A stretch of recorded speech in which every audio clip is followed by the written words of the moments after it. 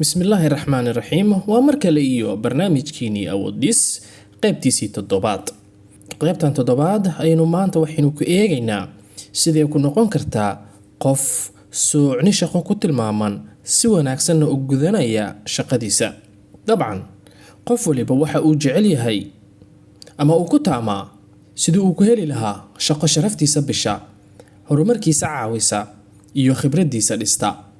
haddana qof waliba waxa uu ku fikiraa sidii uu ku noqon lahaa qof soocni shaqeed ku tilmaaman, kuna noqon lahaa qof ku wanaagsan shaqadiisa si wanaagsanna uga soo dhalaala.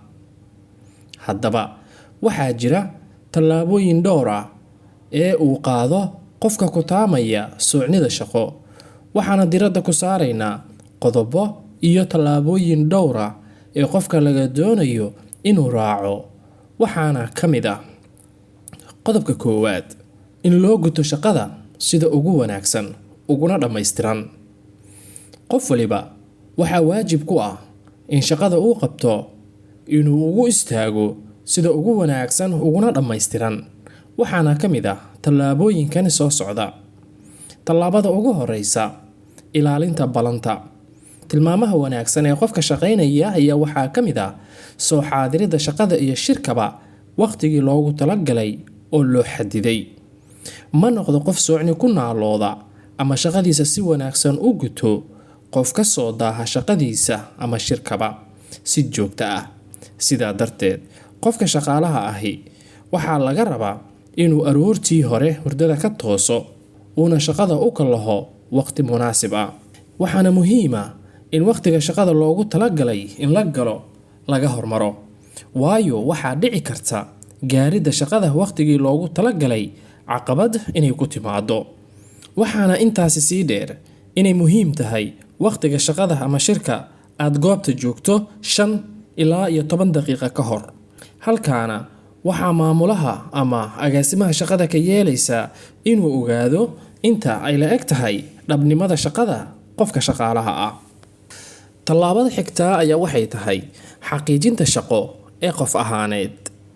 agaasimayaasha ama maamulayaasha shaqada waxay jecel yihiin in qofka shaqaalaha ahi uu awood u leeyahay gudashada shaqadiisa iyo dhammaystirkeeda, isaga oo keligiisa inuu ka guulgaaro shaqadii loo diray, isaga oo aan qofna caawinaad weydiisan. intaasi waxaa sii dheer inuu awood u leeyahay in uu xal u helo mashaakilada soo waajaha. sidaa darteed qofka doonaya inuu shaqadiisa soocni ku naalooda in digtooni dheeri ah u lahaado waqtiga uu tababarka uu ku jiro, inuu meel ku qorto qoraalada muhiimka ah ama nootiska. haddaba ka guulgaaridda shaqada si qof ahaaneed waxaa aad ula dhaca madaxda shaqada. tallaabada xigta ayaa waxay tahay la qabsasho degdeg ah.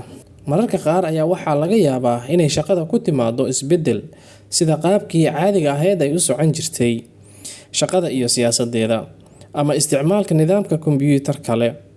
soocnida waxay imaanaysaa marxaladan isbeddelka marka uu qofka si degdeg ah ula qabsado, bartana wax walba oo cusub, fahmana sida ay hawshu u socoto, shaqadana u guto sida ugu wanaagsan uguna macquulsan. tallaabada xigta ayaa waxay tahay in lagu feejignaado shaqada. in dadaal iyo tamar dheeri ah lagu bixiyo shaqada ayaa waxa ay ka mid tahay waxyaabaha soocnida u keenaya qofka shaqaynaya. madaxda shaqada waxay jecel yihiin qofka shaqaalaha ah oo awoodna u leh wax soo saar, kuna feejigan shaqadiisa. midan ayaa waxay horseedaysaa in madaxda shaqada iyo shaqaalaha xiriirkooda uu si weyn u xoogaysto. tallaabada xigta ayaa waxay tahay nidaamka. qofka nidaamsan waxaa lagu tiriyaa inuu yahay qof ku firfircoon shaqadiisa, gaar ahaan waxa uu qorshaystaa shaqadiisa, waxa uu shaqadiisa ku dhammeeyaa waqtigii loogu talagalay.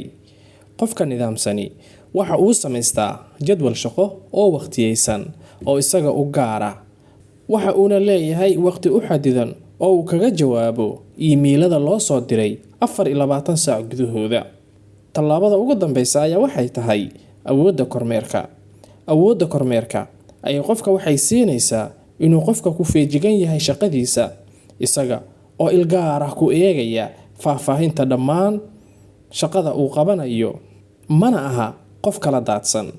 Intaasi waxaa sii dheer inuu cayaaro door muhiim ah ee ogaanshaha shaqaalaha kale iyo arrimahooda oo faahfaahsan.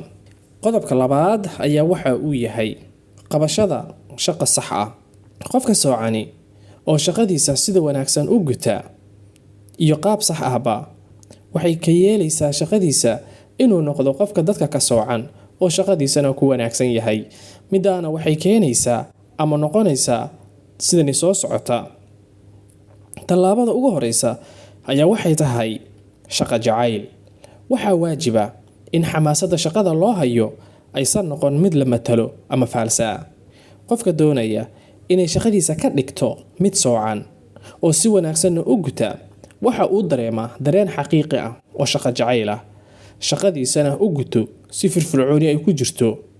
Qofka ku naalooda soocni shaqo, shaqada agtiisa waxay ka tahay dhab ahaansho.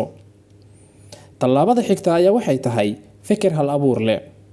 Qofka shaqadiisa ku wanaagsan kuna naalooda soocni waxa uu awood u leeyahay xalinta mashaakilada shaqo si xirfadaysan oo hal abuuraysan. Sidaa darteed waxaa goor walba muhiim ah inuu qofka uu leeyahay afkaaro cusub oo sanduuqa dibadda looga soo saaray iyo ihtimaamsiinta shaqo u degdegidda, marna inuusan ka labalabayn inuu qaato mas'uuliyadiisa. Midaasi oo ku riixaysa ama u sameynaysa si shakhsi ah si loo xaqiijiyo hadafyada la degsaday, xalna u helo mashaakilada ka soo dhex muuqda inta shaqada lagu jiro. Sidaana uu ku noqdo qof ku naalooda soocni shaqo iyo qof shaqadiisa ku wanaagsan. Midaana qofkaasi waxay ka yeelaysaa in shirkadaha ama hay'adaha ay raadiyaan si ay ugu soo biiriyaan kooxdooda shaqo. Tallaabada xigta ayaa waxay tahay inaad shaqada ku tahay qof tugan. Waxaa loo baahan yahay soocni iyo haldheeri shaqo. Qofka inuu dareemo yididiilo iyo inuu u fikiro si tugan. Waayo yididiladu waxa ay saameyn ku leedahay saaxiibada shaqada iyo goobta shaqada. Tamartaasi tugani waxay dhashaa afkaaro cusub. qaybtan toddobaad ee barnaamijka Awoodis maanta halkaas haynoo joogo, waxaana si anbaqaadi doona ama dhameystiri doona isla mowduucani xalaqada soo socota hadduu alla yiraahdo. waa Maxamed Cali Juxa oo idinkaga tagaya. salaamullaahi calaykum.